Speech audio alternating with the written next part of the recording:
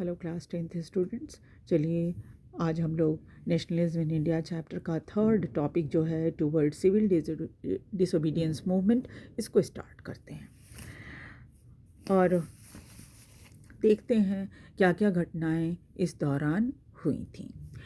फरवरी 1922 में गांधी जी ने ये फैसला किया कि वे असहयोग आंदोलन को वापस ले लेंगे, लेकिन उन्हें महसूस हो रहा था कि यह आंदोलन बहुत हिंसक हो रहा था और कई जगहों पर ये बहुत हिंसक हो गया था और यह ज़रूरी था कि सत्याग्रहियों को प्रॉपर ट्रेनिंग दी जाए ताकि वे अपने आप को मास स्ट्रगल के लिए, जो जन आंदोलन होता है मास स्ट्रगल के लिए तैयार कर सकें।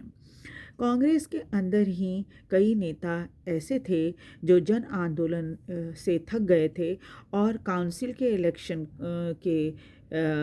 में पार्टिसिपेट करना चाहते थे, जो गवर्नमेंट ऑफ इंडिया एक्ट 1919 के अकॉर्डिंग होना था। यानी कि गवर्नमेंट ऑफ इंडिया एक्ट 1919 के हिसाब से काउंसिल का इलेक्शन भारत में होना था। उनको ऐसा अनुभव हो रहा था कि यह ज़रूरी है कि ब्रिटिश पॉलिसीज़ का विरोध काउंसिल में बैठकर किया जाना चाहिए और बहस करनी चाहिए कि अंग्रेज़ों से ये कहना चाहिए कि भाई आप सुधार का काम करो, और साथ ही साथ ये भी दिखाना चाहते थे कि काउंसिल सही मायने में डेमोक्रेटिक नहीं है। यानी वो काउंसिल के अंदर बैठकर अंग्रेज़ों का विरोध करना चाह रहे थे और उनको ये समझाने की कोशिश करना चाह रहे थे कि जो अंग्रेज़ों की ने ये काउंसिल बनाई है, प्रोविंशियल काउंसिल, ये डेमोक्रेटिक है ही नहीं, यानी प्रजातांत्रिक है ही नहीं।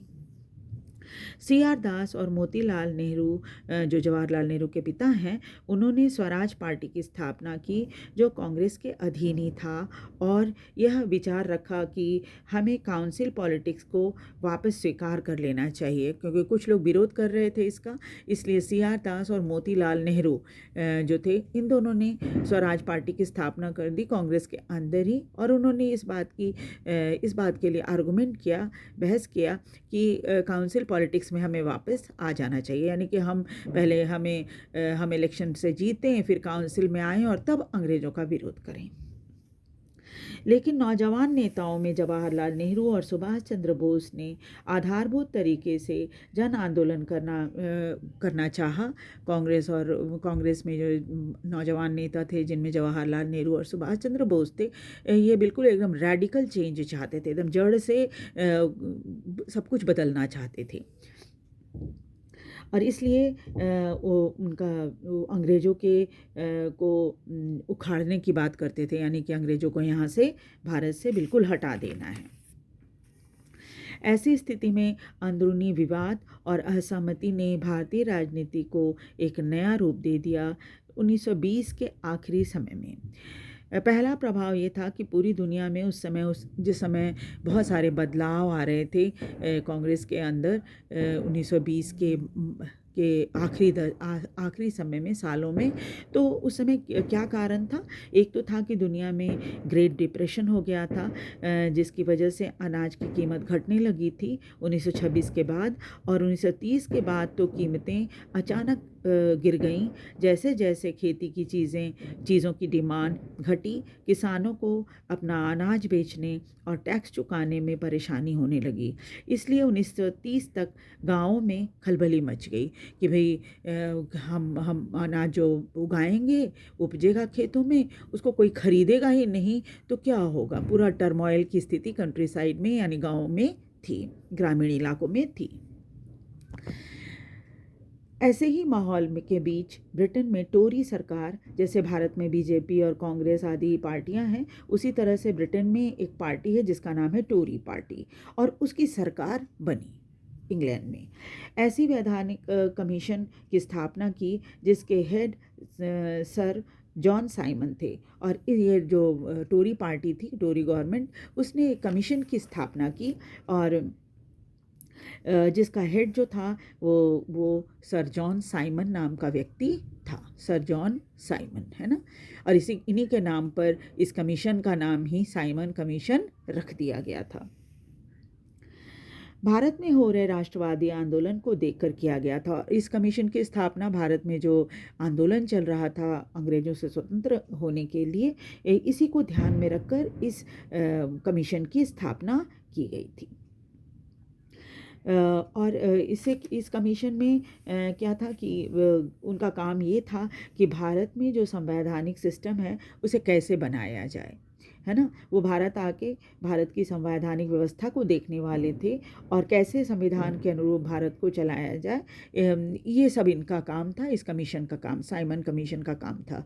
तो भारत से संबंधित सारे फैसले उनको लेने थे, लेकिन भारत के संबंध में फैसले लेने वाले इस कमीशन में एक भी सदस्य भारतीय नहीं था, सभी सदस्य ब्रिटिश थे। इसलिए जब ये कमीशन भारत आया तो क्या हुआ, सबने इसका विरोध किया और गो बैक साइमन या साइमन वापस जाओ इसका नारा लगाया।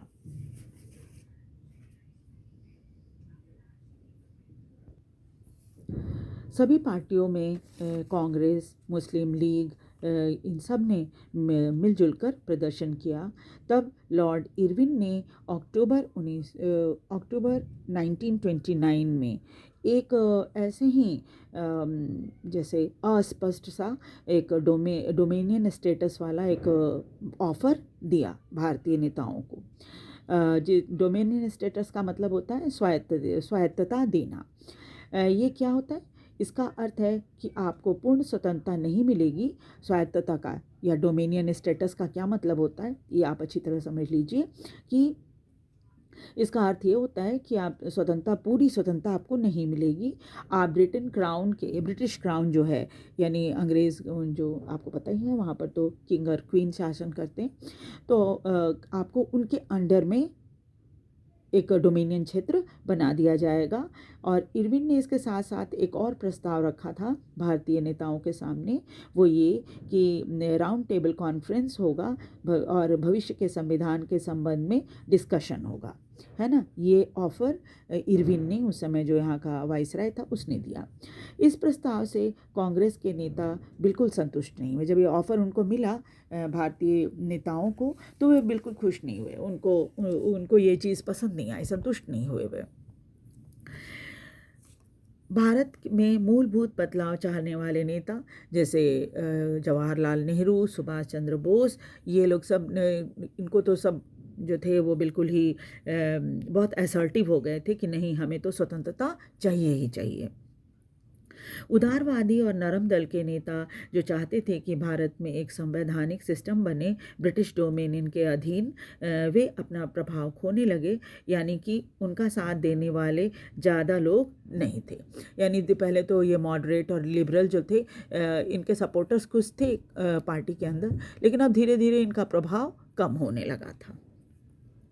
फिर क्या हुआ, दिसंबर 1929 में लाहौर में, जो कि पाकिस्तान में है अब, उस जवाहरलाल नेहरू की अध्यक्षता में एक कांग्रेस अधिवेशन हुआ, जिसमें अंग्रेज़ों के सामने पूर्ण स्वराज की मांग रखी गई, यानी पूर्ण स्वराज यानी फुल इंडिपेंडेंस फॉर इंडिया, इसका प्रस्ताव रखा गया, मांग रखी गई कांग्रेस के सामने। यानी अंग्रेज़ों से भारत को स्वतंत्र कराने की मांग की गई, यानी कांग्रेस ने अंग्रेज़ों से कहा कि भाई आप हमारा देश छोड़कर जाएं। साथ ही ये घोषणा की गई कि 26 जनवरी को स्वतंत्रता दिवस मनाया जाएगा और लोग पूर्ण स्वराज का या कंप्लीट इंडिपेंडेंस की शपथ लेंगे और उसके लिए लड़ेंगे, यानी पूर्ण स्वराज के लिए हम लड़ेंगे। लेकिन इस घोषणा की ओर बहुत कम लोग आकर्षित हुए, इसलिए गांधी जी ने ये फैसला किया कि इस एब्स्ट्रैक्ट आइडिया को वे कॉन्क्रीट इशू जो रोज़ की ज़िंदगी में घटती रहती है या जुड़ी हुई है, उसको लेकर हम आगे काम करेंगे।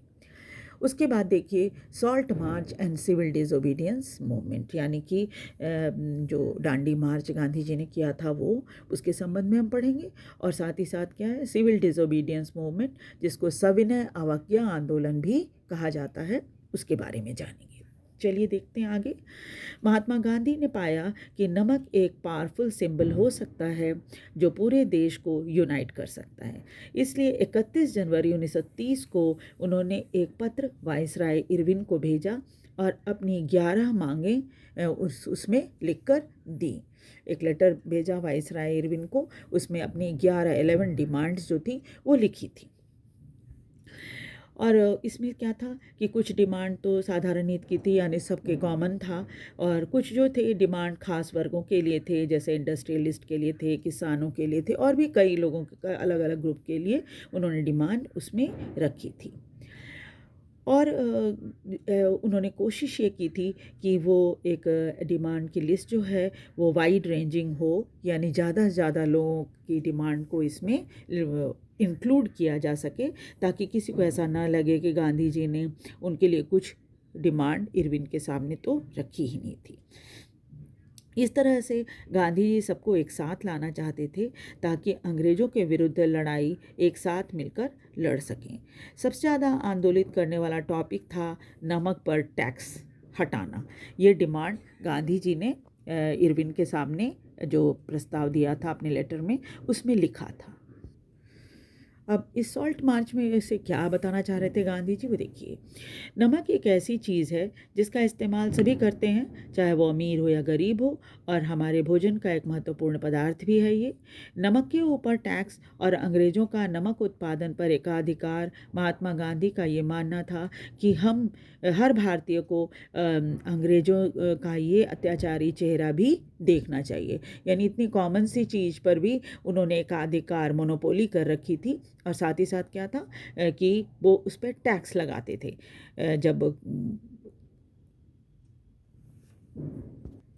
जबकि नमक जो है वो भारत में ही बनता था, लेकिन इसके बावजूद भी उन्होंने सारा अधिकार ले रखा था नमक बनाने का, और किसी भारतीय को नमक बनाने का अधिकार नहीं था। इसी वजह से वो इस सिचुएशन को भी, इस साधारण सी चीज़ को भी बहुत एक्सप्लॉइट कर रहे थे। महात्मा गांधी का ये पत्र एक तरह से अंग्रेज़ों को एक अंतिम चेतावनी थी। यदि 11 मार्च तक इन मांगों को पूरा नहीं किया जाता, जैसा गांधी जी ने अपने पत्र में लिखा था, कांग्रेस सिविल डिसोबीडियंस मूवमेंट यानी सविनय अवज्ञा आंदोलन करेगी। इरविन गांधी जी के साथ कोई बातचीत नहीं करना चाहता था, इसलिए गांधी जी ने अपनी प्रसिद्ध सॉल्ट मार्च शुरू किया, जिसमें उनके साथ उनके 78 बहुत भरोसेमंद स्वयंसेवक या वॉलंटियर्स जो होते हैं वो थे। यह यात्रा यानी डांडी मार्च लगभग 240 मील की यात्रा थी। गांधी जी के साबरमती आश्रम से गुजरात के समुद्री किनारे डांडी तक की थी। गांधी जी अपने स्वयंसेवकों के साथ 24 दिन तक चले, करीब 10 मील रोज, और वे जहाँ कहीं रुकते हजारों लोग उनके भाषण को सुनने के लिए आते थे। वहाँ गांधी जी ने लोगों को स्वराज का अर्थ समझाया और शांतिपूर्वक ब्रिटिशर्स का विरोध करने के लिए कहा। वे 6 अप्रैल को डांडी पहुँच गए और समारोह पूर्वक, जैसे एक समारोह होता है ना, वैसे समारोह पूर्वक तरीके से उन्होंने ये जो नमक कानून था उसको तोड़ा और समुद्र के पानी को उबालकर नमक बनाया। इस तरह से सविनय अवज्ञा आंदोलन की शुरुआत हो गई। और अब आपको लगेगा कि आखिरकार नॉन कोऑपरेशन और सिविल डिसोबीडियंस मूवमेंट में फ़र्क क्या है। बहुत सारे लोग कंफ्यूज हो जाते हैं कि दोनों में क्या डिफरेंस है। अक्सर एग्ज़ाम में भी इस तरह का क्वेश्चन आता है कि दोनों में फ़र्क क्या है, इसके बारे में या एक एक करके भी आ जाता है, और दोनों में डिफरेंस बताने के लिए भी आ जाता है। तो आपको इसे बड़े ध्यान से सुनना चाहिए और देखना चाहिए। नॉन कोऑपरेशन में ये कहा गया, जो नॉन कोऑपरेशन मूवमेंट हुआ था उसमें ये कहा गया कि जो टाइटल्स हैं जो गवर्नमेंट ने दी थी भारतीय लोगों को, उसे लौटाना है। और दूसरा क्या कहा था, boycott of civil services, army, police, court and legislative council, इन सब का बॉयकॉट करने के लिए कहा गया था। और तीसरा क्या कहा गया था कि फॉरेन गुड्स का भी बॉयकॉट करना है। जबकि सिविल डिसोबीडियंस मूवमेंट में लोगों को कहा गया कि ब्रिटिश के साथ कोऑपरेट नहीं करना है। ठीक वैसे ही जैसे 1921-22 में वैसे ही करने के लिए कहा गया उनको, और ये कहा गया कि ब्रिटिश कानून को भी तोड़ना है। ख़ास तौर पे ऐसे कानून जो बहुत अनजस्ट हैं उनको ज़रूर तोड़ना है ना। हज़ारों लोगों ने देश के अलग अलग हिस्सों में सॉल्ट लॉ को तोड़ा, नमक बनाया और सरकारी सॉल्ट फैक्ट्रीज़ के सामने प्रदर्शन भी किया। फिर जैसे आंदोलन फैला, विदेशी कपड़ों का भी बहिष्कार शुरू हो गया। शराब की दुकानों पर धरना प्रदर्शन हुआ, किसानों ने टैक्स देने से मना कर दिया और चौकीदारी टैक्स देने से भी मना कर दिया।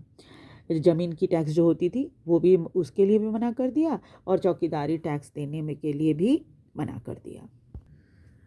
फिर गांव में सरकारी कर्मचारियों ने इस्तीफ़ा दे दिया और कई जगहों में फॉरेस्ट में के आसपास रहने वाले लोगों ने फॉरेस्ट लॉ को तोड़ा।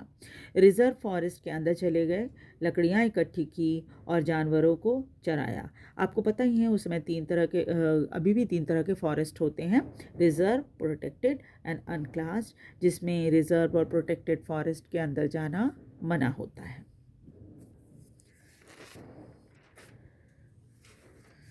उसके बाद आंदोलन को धीरे धीरे जोर पकड़ने लगा। ये देखकर कॉलोनियल गवर्नमेंट जो थी या अंग्रेज जो थे वो एक एक करके कांग्रेस लीडर्स को पकड़ पकड़ कर जेल में डालने लग गए, है ना। वो घबरा गए कि अब क्या होगा, तो उन्होंने क्या किया कि आंदोलन तेज ना हो, तो इस वजह से उनको पकड़कर जेल में डालना शुरू कर दिया। कई जगहों पर वायलेंट क्लैशेस भी हुई, जब खान अब्दुल गफ्फार खान जो कि गांधी जी के बड़े भक्त थे, उन्होंने अप्रैल 1930 में उनको अप्रैल 1930 में गिरफ्तार कर लिया गया।